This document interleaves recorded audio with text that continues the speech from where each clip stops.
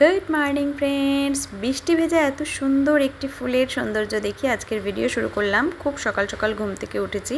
গতকাল রাতেই নিজের সাথে একটা চ্যালেঞ্জ করেছিলাম যে আজ সকালে ঘুম থেকে উঠবই।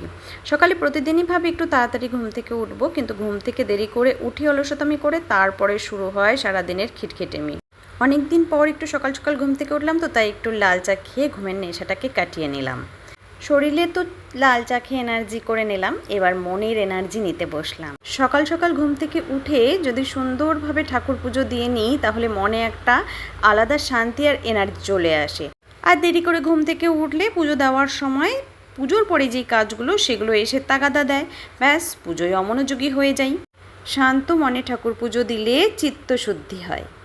এরপর ঠাকুর পুজো দিয়ে যখন রান্না করতে আসলাম, ঘড়ির দিকে যতবার তাকাই কি শান্তি লাগছে। অন্যান্য দিন যখন দেরি করে ঘুম থেকে উঠি, ঘড়ির দিকে তাকাই আর মাথা এত গরম হতে থাকে যে অকারণে সবার উপরে রাগ দেখাই, নিজের উপরেও একটা বিরক্তি লাগে। কিন্তু এসবের জন্য কিন্তু নিজেই দায়ী, ওই যে অলসতামি করে নিজে ঘুম থেকে দেরিতে উঠেছি।